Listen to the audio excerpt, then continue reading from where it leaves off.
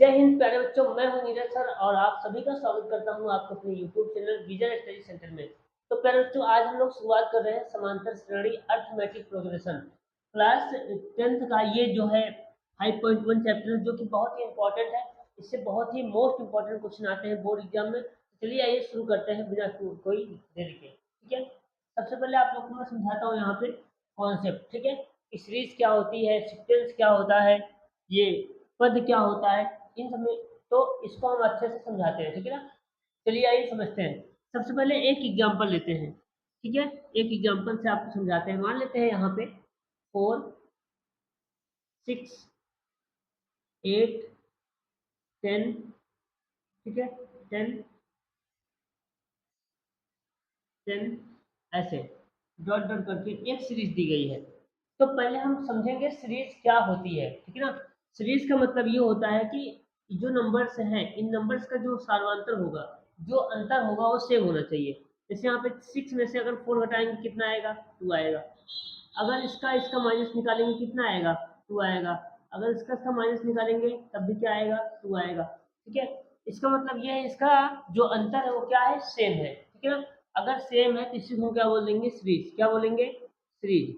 यही होती है श्रेणी। ठीक है ना, सीरीज। इतना समझ में आया। ठीक है, अब इसमें हम समझते हैं कि पहला पद क्या होता है, सार्वंतर क्या होता है, यनवा पद क्या होता है और यन क्या होता है।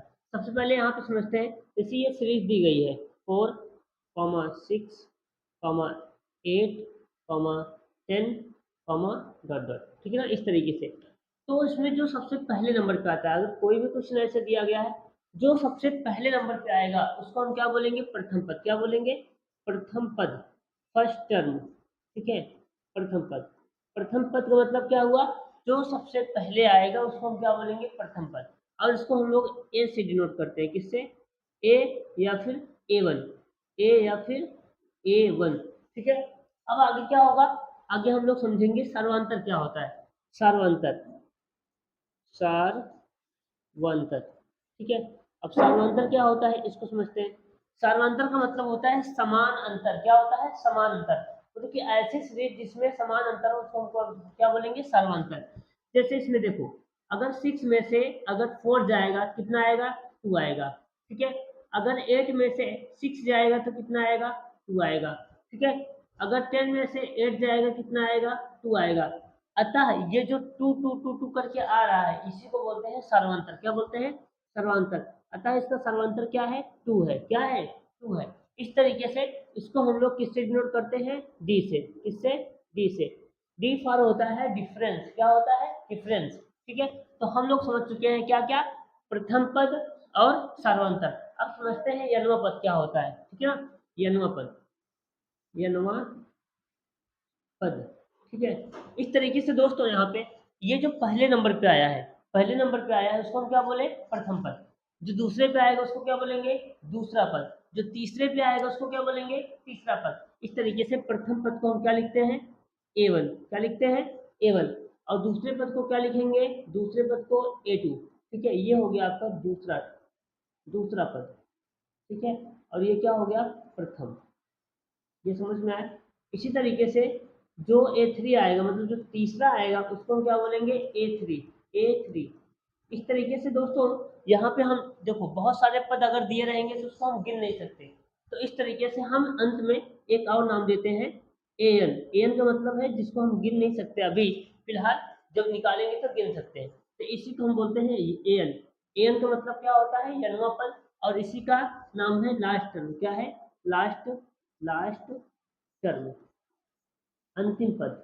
मतलब अंतिम पद और एन को ही बोलते हैं। ठीक है ना, इस तरीके से हम लोग क्या क्या समझ चुके हैं। प्रथम पद क्या होता है, जो सबसे पहले आएगा। ये दूसरे में से पहले को घटाएंगे, तीसरे में से दूसरे को घटाएंगे तो क्या निकलेगा, डी निकलेगा, जिसको हम बोलते हैं सार्वंतर, कॉमन डिफरेंस। ठीक है, अब आप समझते हैं यहाँ पे यनवा, यनवा पद क्या होता है, जो यहाँ पे एक एक नंबर पे पद आया है, एक पहले पे, दूसरे पे, तीसरे पे, चौथे पे, इस तरीके से उसी को हम क्या बोलते हैं, यनवा पद बोलते हैं। ठीक है ना, तो और अब आगे चलते हैं। आगे से पहले अब समझाते हैं आप लोग को इस क्वेश्चन को। चलिए सबसे पहले क्या करेंगे, लिखेंगे हल। ठीक है, चलिए अब पहले एक फॉर्मूला आपको बता देते हैं, फॉर्मूला। ठीक है ना, क्या बता देते हैं, फॉर्मूला। बोलोगे यहाँ पे nवां पद, nवां, इसको लिख लीजिए आप लोग, nवां पद का फार्मूला होता है बराबर a plus n minus one into D, A plus n minus one into D, इसी को हम लोग बोलते हैं टी एन या फिर ए एन, टी एन या फिर ए एन। और इसके इक्वल में क्या होता है, A plus n minus one into D. देखिए फिर बच्चों, ए को हम क्या बोलते हैं, प्रथम पद बोलते हैं, डी को क्या बोलते हैं, सार्वधातुक बोलते हैं, लेकिन यन को क्या बोलेंगे, तो यन का मतलब ये होता है कि इसमें कितने पद हैं, किसी भी सीरीज में कितने पद हैं। जैसे इसमें क्या है, एक दो तीन चार और आगे भी है, हम गिन नहीं सकते, लेकिन अगर इसमें हम मान लो कि यहाँ से मिटा दिए इतना, ठीक है, ये मिट गया, इस तरीके से इसमें कितने पद हैं, चार पद हैं, ठीक है, तो उसी यन का मान है चार, समझ में आया। और ये हो गया आपका फार्मूला, इस फार्मूले को आपको अच्छे से नोट कर लेना है, अच्छे से लर्न कर लेना है, अच्छे से याद कर लेना है। ये बोर्ड एग्जाम के लिए फार्मूला बहुत ही इंपॉर्टेंट है। तो निम्नलिखित स्थितियों में से किन स्थितियों में संबंध संख्याओं की सूची एपी है या क्यों, ठीक है ना, क्योंकि इसमें आपको पढ़ के ये बताना है कि ये एपी में है या नहीं है। तो चलिए आइए इसको सॉल्व करते हैं। कह रहा है कि प्रत्येक किलोमीटर के बाद टैक्सी का किराया, जबकि प्रथम किलोमीटर के लिए किराया कितना है, 15 रुपया है। मतलब कि अगर आप 1 किलोमीटर जाते हैं, मतलब कि पहला किलोमीटर फर्स्ट जाते हो, तो कितना रुपया लगेगा आपको किराया, 15 रुपये। लेकिन कह रहा है कि आगे प्रत्येक अतिरिक्त किलोमीटर के लिए, प्रत्येक अतिरिक्त किलोमीटर के लिए किराया कितना है, 8 रुपया है। मतलब क्या, अगर आप 1 किलोमीटर जाते हैं जो पहला वाला है, तो उसमें कितना लेगा ये, 15 रुपये। उसके बाद प्रत्येक अतिरिक्त किराया, मतलब प्रत्येक अतिरिक्त किलोमीटर के लिए क्या हो जाएगा, यहाँ पे 8 ऐड हो जाएगा। कितना ऐड होगा, 8 ऐड, मतलब कि अगर दूसरा किलोमीटर गए तो 15 प्लस 8 लेगा। उसके बाद अगर तीसरा किलोमीटर गए, कितना, तीसरा वाला 3 किलोमीटर चले गए तो 15 प्लस 8, ये 2 किलोमीटर के लिए था, और यहाँ यहाँ पे 8, इस तरीके से। तो आइए चलिए एक भी बनाते हैं, बनती है नहीं बनती है। ये पहला टर्म क्या हो गया, 15, 15 और 8, 15 और 8 कितना होता है, 23। अब तेईस में 8 फिर से जोड़ोगे कितना हो जाएगा, 31। तो इस तरीके से ये क्या बन गई, एपी। एपी क्यों बनी है इसको समझते हैं। अब एपी समझने के लिए हम लोग क्या करेंगे, सर्वांतर निकालेंगे। तो बोलेंगे यहाँ पे D1, D1 का मतलब दूसरे में से पहले को घटाओ, मतलब A2 माइनस A1, ये दूसरा पद है, ये A2 है और ये A1 है। तो दूसरे को घटा दो, यहाँ पे 23 माइनस का 15, कितना आएगा, यहाँ पे 8 आएगा। आगे D2 निकालो, कितना निकालोगे, D2। अब D2 कैसे निकालोगे, ये है A3, क्या है, A3, A1 A2 और A3। अब कैसे निकालोगे, 31 मतलब A3 माइनस A2, तीसरे में से दूसरे को घटा के क्या हो जाएगा, यहाँ पे 31 माइनस 23, और आएगा कितना, 8। यहाँ बोलोगे D1 इक्वल टू D2। देखो D1 कितना आया है, 8, कितना आया है, 8, और D2 कितना आया है, 8। इस तरीके से D1 और D2 आपस में क्या है, इक्वल है। अतः अतः अतः श्रेणी एपी में है, एपी में है, ठीक है। तो कुछ इस तरीके से ये पहले क्वेश्चन को आपको सॉल्व करना है, ठीक है। आइए अब आगे चलते हैं दोस्तों, हम लोग तीसरा क्वेश्चन देखते हैं। तीसरा क्वेश्चन क्या कह रहा है, तीसरा क्वेश्चन कुछ यहाँ पे है जो कि आप लोग को दिख रहा होगा। तो फिर अब आइए हम लोग तीसरे क्वेश्चन को अच्छे से समझते हैं। कह रहा है कि प्रत्येक मीटर की खुदाई के बाद एक कुआं खोदने में आई लागत, जबकि प्रथम मीटर खुदाई की लागत 150 रुपए है, और बाद में प्रत्येक मीटर खुदाई की लागत 50 रुपए बढ़ती जाती है। मतलब अगर वो प्रत्येक मीटर, मतलब कि अगर एक पहला मीटर जब खोदता है, पहला मीटर फर्स्ट वाला, ठीक है, जब 1 मीटर खोदेगा, जब 1 मीटर खोदेगा तो उसको कितना लग रहा है, 150 रुपये, 150 रुपये लगेगा, ठीक है ना। लेकिन कह रहा है कि जब ये दूसरे मीटर पहुंचता है, जब 2 मीटर हो जाता है, तब कितना लग रहा है, 150 प्लस 50। कह रहा है कि प्रत्येक बार कितना बढ़ता है, 50 बढ़ता है। कितना बढ़ता है, 50 बढ़ता है, ठीक है। इसको जोड़ दो, कितना आ जाएगा, यहाँ पे आ जाएगा, यहाँ पे ये इतना हो गया, अब अगली बार क्या हो जाएगा, 150 150 प्लस 50, ये पहले से था, अब 50 फिर से बढ़ेगा, ठीक है, तो क्या हो जाएगा, 50 से 60 हो जाएगा, तो ऐसे बढ़ते जाता है। तो ये कितना है 150, ये कितना हो जाएगा 200, ये कितना हो जाएगा 250। तो अब चलिए चेक करते हैं ये एपी में है या नहीं है। तो ये है प्रथम पद, ये है दूसरा पद, ये है तीसरा पद, ऐसे डॉट डॉट चौथा पांचवा छठवा आएगा। तो हमें सबसे पहले क्या निकालना है, सार्वंतर निकालना है। बोलेंगे यहाँ पे सार्वंतर, सार्वंतर D1, D1 इक्वल टू क्या होता है A2 माइनस A1, ये क्या है A2 है, ये क्या है A1 है, ठीक है। अब क्या करेंगे, A2 कितना है 200, कितना है 200, A1 कितना है 150, ठीक है। अब घटा दो, कितना आया 50। इस तरीके से आपका D1 आ गया। अब D2 निकालो, D2, D2 इक्वल टू कितना हो जाएगा, तो तीसरे में से दूसरे को घटाओगे, तो 250 माइनस 200 इक्वल टू कितना आ जाएगा 50, ठीक है। D2 equal to 50। तो D1 और D2, D1 और D2 दोनों आपस में क्या है, इक्वल है। बोलोगे अतः ये AP में है, अतः अतः D1 इक्वल D2, अतः ये, अतः AP AP में AP में है। तो इस तरीके से हम लोग तीसरा क्वेश्चन लगा लिए बहुत ही आसान तरीके से। अब चलते हैं चौथे पे, ये क्वेश्चन देखते हैं कि क्या कह रहा है, ठीक है। चलो, इस क्वेश्चन में कह रहा है कि खाते में प्रत्येक वर्ष का जो मिश्र धन है, जबकि 10,000 रुपए की राशि पर 8% वार्षिक की दर से चक्रवृद्धि ब्याज पर जमा की जाती है। आप लोग को प्यारे बच्चों वैसे भी पता होगा, आप लोग हाई स्कूल के स्टूडेंट हैं, तो चक्रवृद्धि ब्याज जो होती है हर साल वो मतलब कि चक्रवृद्धि ब्याज की दर से बढ़ती है। मतलब कि हर साल बराबर नहीं बढ़ती, जैसे कि साधारण ब्याज में सिंपल इंटरेस्ट में एक सेम बढ़ता है, क्योंकि अगर 10 रुपये इस साल बढ़ा है तो 10 रुपये उस साल भी बढ़ेगा। लेकिन ऐसा इसमें नहीं होता, किसमें, चक्रवृद्धि ब्याज में। तो वैसे भी ये एपी में नहीं होगा, लेकिन एक बार चेक कर लेते हैं। 10,000 रुपये आपके पास है, कितना है 10,000 रुपये है, और 10,000 रुपये में कह रहा है कि 8% वार्षिक ब्याज दर लगता है, 8% वार्षिक ब्याज दर लग रहा है, ठीक है ना। तो क्या हो जाएगा यहाँ पे 10,000 का, ये पहले साल के लिए है, कितने साल के लिए है, पहले साल के लिए, पहले वर्ष के लिए, ठीक है।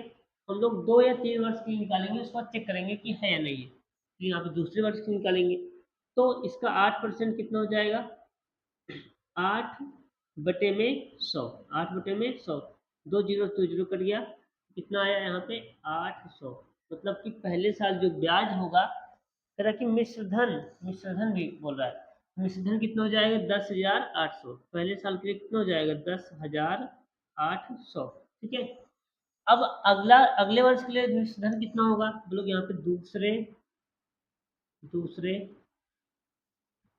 दूसरे वर्ष में, दूसरे वर्ष क्या हो जाएगा, अब मूलधन कितना है 10,800, क्योंकि दूसरे वर्ष का जो मूलधन बनता है वो पहले वर्ष का मिश्रधन होता है। मतलब जो पहले वर्ष का मिश्रधन होता है वही दूसरे वर्ष जाके क्या बनता है, मूलधन बनता है। ऐसा कब बनता है, जब चक्रवृद्धि ब्याज लगती है। कौन सी ब्याज लगती है, चक्रवृद्धि ब्याज लगती है, ठीक है।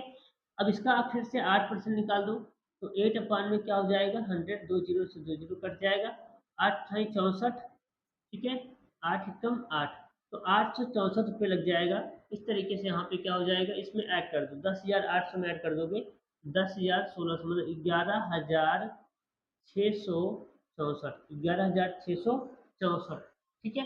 अब आगे तीसरा वर्ष का निकाल लो, तीसरे वर्ष का, तीसरे तीसरे वर्ष। अब तीसरे वर्ष क्या हो जाएगा, दो प्यारे बच्चों, जो दूसरे वर्ष का मिश्र धन है यही जाके तीसरे वर्ष क्या बनेगा, मूलधन बनेगा।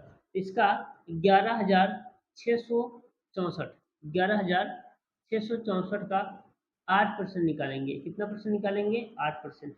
तो निकाल लीजिए यहाँ पे, 8×32, 8×48, 48 और 3 51, 8×48, 48 और 5 53, ठीक है। 8 एकम 8, 8 एकम 8, 8 5 13, 8 एकम 8, 8 1 9, और यहाँ पे 2 जीरो है तो यहाँ पे 2 अंक दशमलव। तीसरे वर्ष का जो ब्याज होगा कितना हो जाएगा 933, और इसमें हम ऐड कर देंगे किसमें, इस वाले में, तो इसमें ऐड करेंगे यहाँ पे आएगा 12.6 सॉरी 4 और 3 7, 6 और 3 9, ठीक है, 6 और 9 15, एक, ठीक है, एक एक 2, यहाँ पे हो जाएगा 12,597। अब क्या करेंगे हम लोग, यहाँ पे 3 वर्ष का निकाल लिए, अब हम लोग क्या करेंगे, D1 D2 निकालेंगे।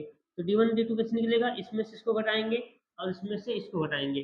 चलो इसमें से इसको घटाओगे कितना आएगा, यहाँ पे 864, कितना आएगा 864, लेकिन जब इसमें से इसको घटाओगे कितना आएगा 933.12। तो क्या ये और ये आपस में इक्वल है, बराबर है, बोलोगे सर नहीं है, बराबर नहीं है, अतः बोलोगे ये एपी में नहीं है। क्यों नहीं है, बोलोगे D1 इक्वल D2 नहीं है, इसलिए एपी में नहीं है। यहाँ लिख देना है D1 does not equal to D2, अतः ये एपी में नहीं है, एपी में नहीं है, इस तरीके से, ठीक है।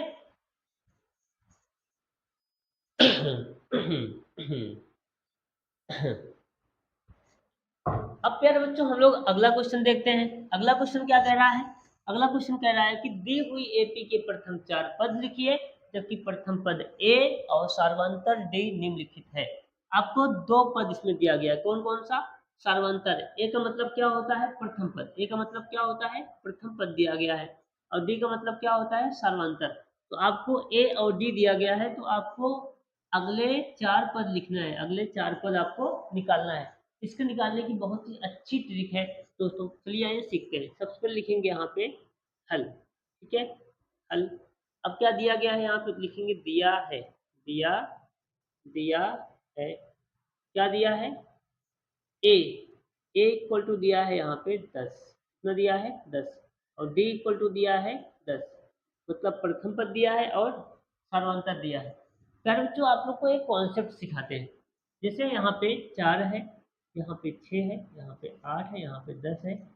प्यारे बच्चों अब आप लोग समझ पा रहे होंगे कि ये एपी में है, क्यों है, क्योंकि इसके बीच के जो सर्वांतर है वो सेम है। तो आइए हम लोग यहाँ पे पद निकालते हैं। जैसे अगर हम इसमें 2 प्लस करेंगे, 4 में अगर हम 2 प्लस करेंगे तो क्या मिलेगा, 6 मिलेगा, ठीक है। अगर 6 में 2 प्लस करेंगे तो क्या मिलेगा, 8 मिलेगा। अगर 8 में 2 प्लस करेंगे तो क्या मिलेगा, 10 मिलेगा। मतलब 2 प्लस कर रहे हैं, 2 प्लस करने का मतलब क्या प्लस कर रहे हैं, सार्वांतर, ठीक है। तो इसी तरीके से बोलेंगे यहाँ पे एपी के 4 पद, एपी के प्रथम 4 पद, ठीक है। तो देखिए प्यारे बच्चों, सबसे पहले प्रथम पद होता है ए, ठीक है। अब दूसरा पद कैसे मिलेगा, हमने क्या समझाया, 2 प्लस की, 2 प्लस करने का मतलब सर्वांतर, मतलब दूसरा पद मिलेगा कैसे, ए प्लस डी से, ठीक है। तीसरा पद कैसे मिलेगा, ए प्लस 2d से, ए प्लस 2d से। आगे चौथा पद कैसे मिलेगा, ए प्लस 3d से। क्यों, ए हो गया, ए का मतलब प्रथम पद, ठीक है। अब ए को डी में जोड़ दिए, ए को डी में जोड़ दिए क्या हो गया, दूसरा पद। अब ये डी तो वो था, ये तो फिर बच्चों यहाँ पे ये तो सही था, ठीक है। अब क्या हुआ कि ये दूसरा पद जो है, दूसरे पद में हम लोग क्या करेंगे, डी को ऐड करेंगे, किसको ऐड करेंगे, तो प्यारे बच्चों ये प्रथम पद तो ठीक है, ठीक है। अब दूसरा पद कैसे मिला, डी ऐड करने के बाद, डी ऐड करने के बाद। लेकिन तीसरा पद कैसे मिलेगा, हमने आपको क्या बताया कि हर बार आपको डी ऐड करना है। तो डी कैसे ऐड करेंगे, यहाँ पे ए प्लस डी है, अब फिर से एक डी जब ऐड करेंगे तो यहाँ पे क्या हो जाएगा, ए प्लस 2d। अब फिर से एक डी ऐड करेंगे तो ए प्लस 3d, फिर से एक डी ऐड करेंगे तो ए प्लस 4d हो जाएगा। हमें 4 पद ही निकालना है, इसी पर रख देंगे। ए का मान कितना है, 10 है, कितना है 10 है। आगे 10 प्लस डी का मान कितना है 10, यहाँ पे देखो डी का मान कितना है 10, इस तरीके से 10 प्लस 2, 10 प्लस 2 इंटू 10, ठीक है, ये तीसरा पद हो गया, ठीक है, दूसरा। और चौथा कैसे निकलेगा, ए का मान 10 प्लस 3 इंटू में 10, ठीक है। अब इसको सॉल्व कर दीजिए। 10 ऐसे रहेगा, यहाँ लिख देते हैं, 10 ऐसे रहेगा, 10 प्लस 10 20, ठीक है। 10 दूनी 20, 20 और 10 30, 20 और 10 30, ठीक है। 10 तिहाई 30, 30 और 10 40। इस तरीके से इसका जो प्रथम चार पद होंगे यही होंगे, ठीक है। तो इस तरीके से आप लोग इस फॉर्मूले को अच्छे से याद कर लो, ठीक है ना। प्रथम अगर चार पद निकालना है तो फिर दो पद निकालना है, दो पद के लिए ए और ए प्लस डी। अगर तीन पद निकालना है तो ए प्लस डी, ए प्लस 2d, इस तरीके से, ठीक है। तो ऐसे ही बहुत सारे क्वेश्चन दिए गए, जैसे इसमें कह रहा है कि चार पद निकालिए, ठीक है ना, उसी क्वेश्चन का ये पार्ट है। तो क्या बोलोगे यहाँ पे, प्रथम चार पद, ठीक है। सबसे पहले बोलोगे यहाँ पे ए वन इक्वल टू क्या होता है, ए होता है, और ए का मान कितना दिया गया है, -2। अब A2 कैसे निकालोगे, ए प्लस डी, ए प्लस डी। ए का मान कितना है, -2, और डी का मान कितना है, 0। डी का मान कितना है, 0। इस तरीके से क्या आ जाएगा, -2। आगे A3 कैसे निकलेगा, ए प्लस 2d, ए प्लस 2d। तो -2 ए के स्थान पे प्लस 2 इंटू डी का मान कितना है, 0। डी का मान कितना है, 0। ये 0 हो जाएगा, ये क्या हो जाएगा, 0। यही अकेले बचेगा, कौन बचेगा, ये -2 फिर से आएगा। A4 कैसे निकालोगे, ए फोर ए प्लस 3d, ए प्लस 3d। तो ए का मान कितना है, -2 प्लस 3 इंटू 0। इस तरीके से -2 प्लस का 0 हो जाएगा -2। अतः मतलब कि प्रथम चार पद क्या क्या हो जाएंगे, -2 -2 -2, ठीक है। उम्मीद करते हैं प्यारे बच्चों ये आपको टॉपिक अच्छे से समझ में आ रहा होगा। अब ऐसे ही बहुत सारे क्वेश्चन दिए गए हैं, जैसे यहाँ पे दिया गया है a बराबर 4 और d बराबर -3। तो प्रथम पद क्या हो जाएगा, a1 इक्वल टू a ही होता है, तो a का मान कितना है, 4। अब a2 निकालोगे, a2 का मतलब दूसरा पद, a2 का मतलब दूसरा पद। तो a प्लस क्या हो जाएगा, d, a plus d। a का मान कितना है, 4, ठीक है, और d का मान कितना है, -3। अब देखो प्यारे बच्चों, जब प्लस और माइनस का मल्टीप्लाई होता है तो क्या आता है, माइनस आता है, ठीक है। अब 4 में से 3 जाएगा, कितना आएगा, 1 आएगा, कितना आएगा, 1, ठीक है। ये दूसरा हो गया। अब ऐसे तीसरा निकालिए, तीसरा के लिए क्या हो जाएगा, a plus 2d, A plus 2d। तो a का मान कितना है, 4 प्लस 2 इंटू -3, ठीक है। 4 3 दूनी 6, क्या हो जाएगा, -2। इस तरीके से ऐसे ही पर निकालना है। A4 निकाल लीजिए, a प्लस 3d। ए का मान कितना है, 4 प्लस 3 -3, ठीक है। 4 3 त्रिक का 9, 9 में से 4 जाएगा तो -5। इस तरीके से ये चार पद निकल गए, ठीक है। ऐसे बहुत सारे क्वेश्चन दिए गए हैं प्यारे बच्चों, तो आप लोग को ऐसे ही कर लेना है। जो क्वेश्चन थोड़ा सा कठिन होगा उसको हम बता दे रहे हैं, जैसे यहाँ पे दिया गया है डी वाला क्वेश्चन, ठीक है। डी वाला क्वेश्चन थोड़ा सा टफ दिख रहा है, जिससे कि यहाँ पे भिन्न बन जाएगी। तो आप लोग बोलोगे यहाँ पे प्रथम पद कैसे निकलेगा, ए वन इक्वल टू क्या होता है, ए होता है, और ए का मान कितना दिया गया है, -1, ठीक है। अब A2 निकालेंगे, तो A2 इक्वल टू क्या लिखते हैं, A plus D, A plus D, ठीक है। A का मान कितना है, -1 प्लस डी का मान कितना है, 1/2, ठीक है। अब इसको सॉल्व करेंगे, जिसके नीचे कुछ नहीं होता है उसके नीचे एक होता है, मतलब जिसका सहारा कोई नहीं उसका सहारा एक होता है।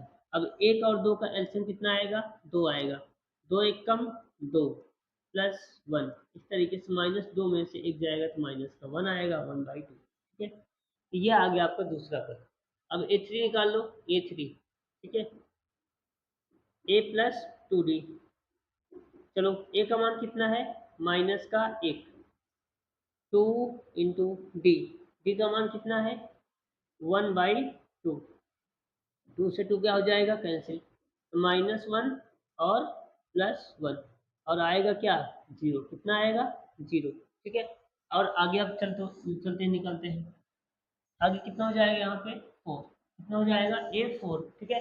अब A4 कैसे निकालेंगे, तो A4 कैसे निकालेंगे, a प्लस 3d से, a प्लस 3d से, ठीक है। अब a प्लस 3d आ जाओ, यहाँ पे ए का मान कितना रखोगे, माइनस का 1 प्लस 3 इंटू 1/2 माइनस ए कैसे रहेगा, 3/2, 3/2, ठीक है, इस तरीके से। अब फिर से एलसीएम कितना लेंगे, 2 आएगा एलसीएम, ठीक है, 2 एक कम 2 प्लस 3, ठीक है, 3 में से 2 जाएगा तो प्लस का 1, प्लस का कितना आएगा 1, प्लस का 1/2, इस तरीके से 4 पद हमारे निकल गए, ठीक है। अरे बच्चों अब आगे चलते हैं। अब आगे एक क्वेश्चन और आ गया है जो कि पॉइंट का है, जो कि पॉइंट का है, ठीक है, यही क्वेश्चन लास्ट है इसमें का।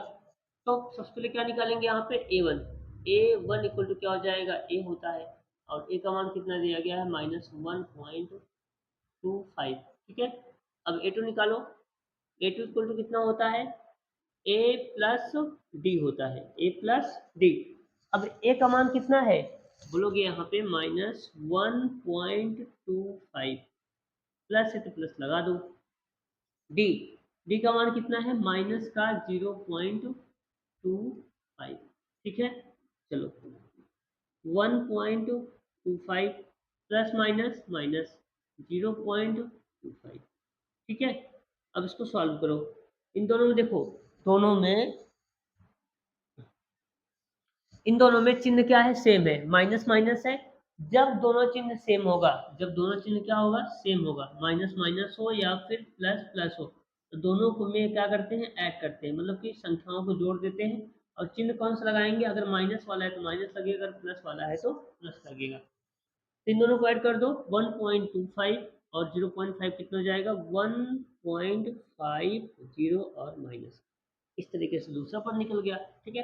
अब तीसरा निकालो, तीसरा a प्लस 2d, कैसे निकालोगे, a का मान कितना है 1.25 प्लस 2 इंटू डी का मान कितना है -0.25, ठीक है।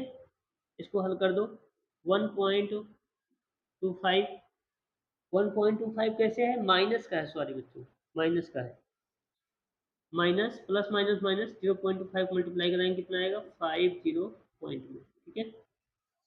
अब फिर से ऐड हो जाएगा, जब ऐड हो जाएगा कितना हो जाएगा, माइनस का 1.75, इस तरीके से तीसरा पद निकल गया।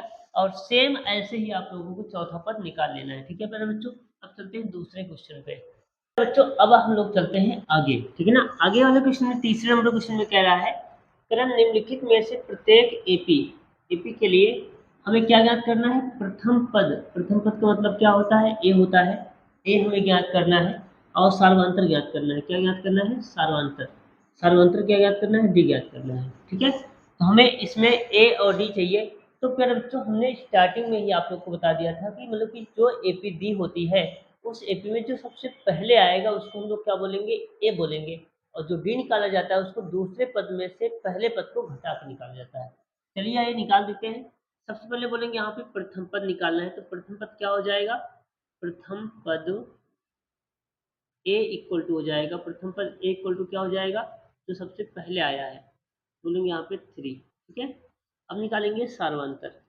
सार्वंतर इक्वल टू क्या हो जाएगा, तो सार्वंतर इक्वल टू हो जाएगा यहाँ पे डी इक्वल टू दूसरे में से पहले को घटा दो, यहाँ पे 1-3, ठीक है, इस तरीके से माइनस का 2 घटाएंगे तो सार्वंतर कितना आ जाएगा, माइनस का 2 आ जाएगा और प्रथम पद कितना आ जाएगा, 3 आ जाएगा। चलिए आगे चलते हैं। आगे वाले क्वेश्चन में फिर से वही कह रहा है, तो आपको प्रथम पद क्या हो जाएगा, अब बच्चों हम निकालेंगे नहीं, आप लोग को खुद से कर लेना है।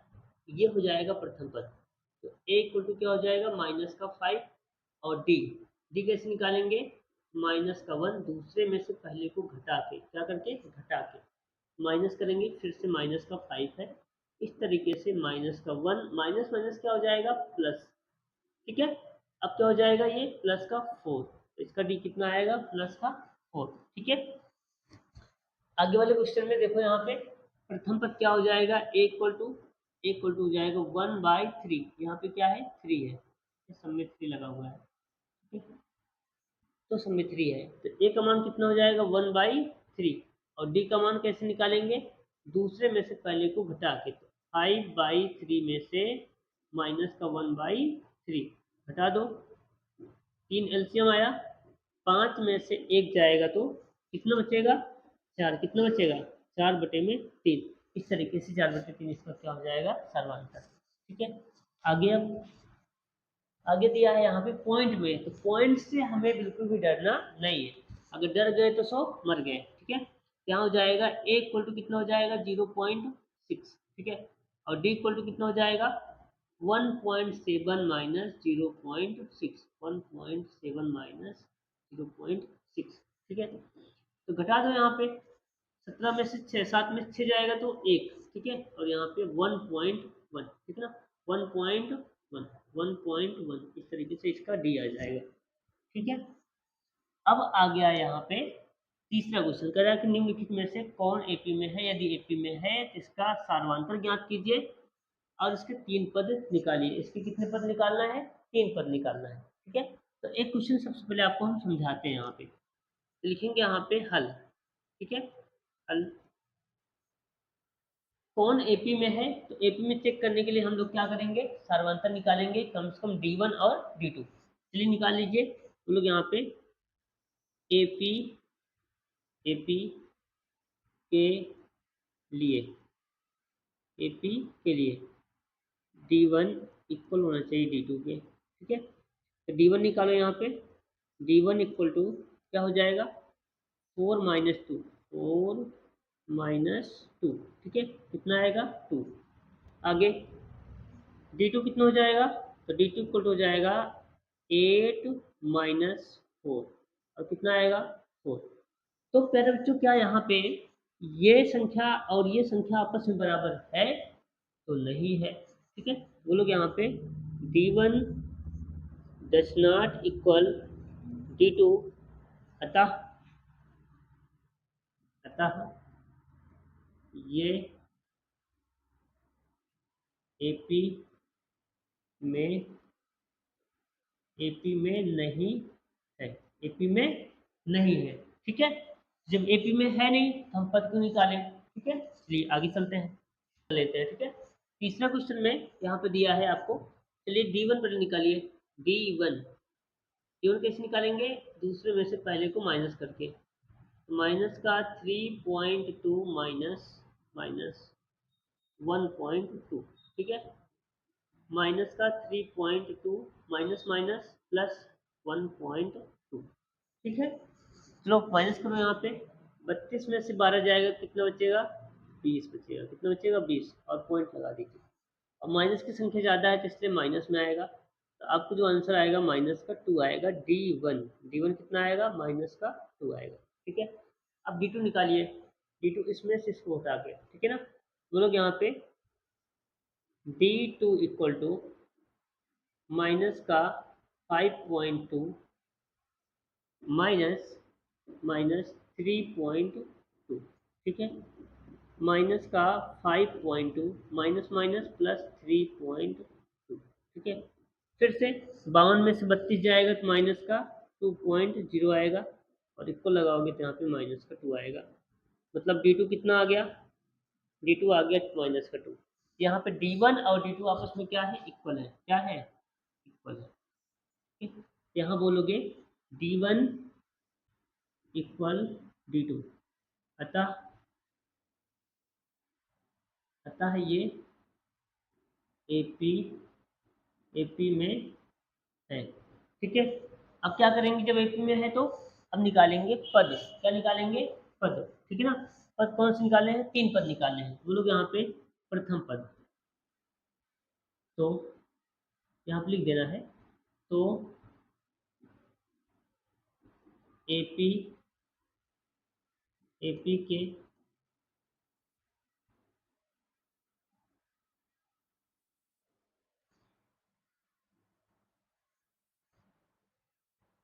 तो प्यारे बच्चों, अब आप लोग को ऐसे ही सारे क्वेश्चंस कर लेने हैं। ठीक है ना, ऐसे ही सारे क्वेश्चंस कर लेने हैं, लेकिन उसमें एक क्वेश्चन आप बता देते हैं, रूट वाला आ गया है, क्योंकि रूट वाला क्वेश्चन आप लोगों को डर लगता है। ठीक है, चलिए यहाँ निकालते हैं D1, इसका भी D1 इक्वल टू क्या हो जाएगा, ये दूसरा पद है, ये पहला पद है, तो 3 प्लस √2 माइनस 3, 3 कैंसिल आउट हो जाएगा, आएगा कितना, √2। ठीक है, इस तरीके से। आगे निकालो अब D2, D2 कैसे निकलेगा इसमें से, तो 3 प्लस 2√2 माइनस ये वाला माइनस करो 3 प्लस √2, ठीक है। D2 इक्वल टू कितना हो जाएगा 3 प्लस 2√2 माइनस 3 और माइनस का √2, ठीक है।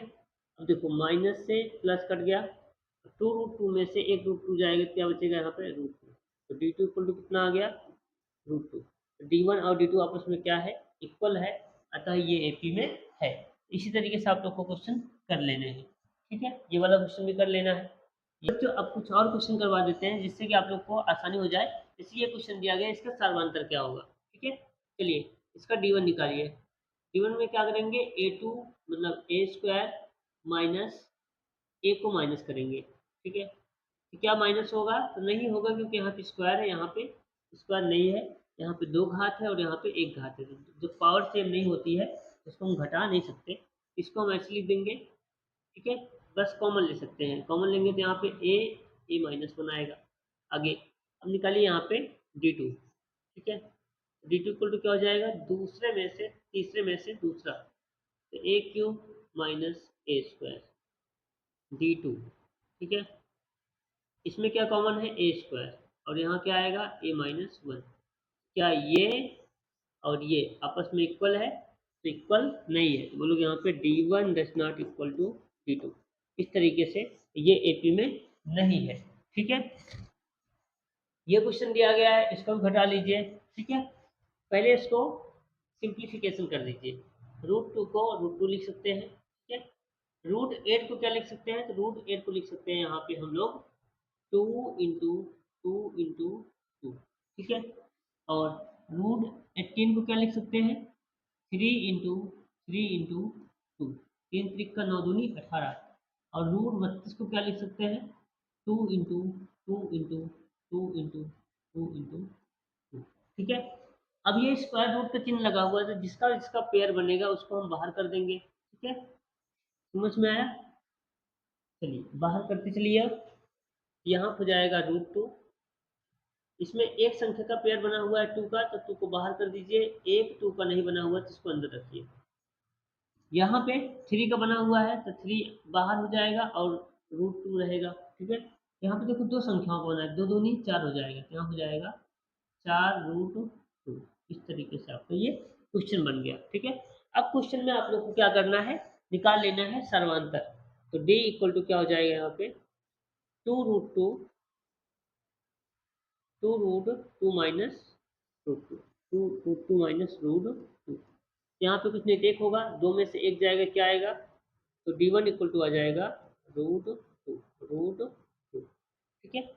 आगे अब D2 निकालो, D2 इक्वल टू क्या हो जाएगा, इसमें से इसको हटा दो, तो 3√2 माइनस 2√2, इसको घटा दो। तो D2 इक्वल टू क्या हो जाएगा, 3 में से 2 जाएगा तो 1, क्या आ जाएगा √2।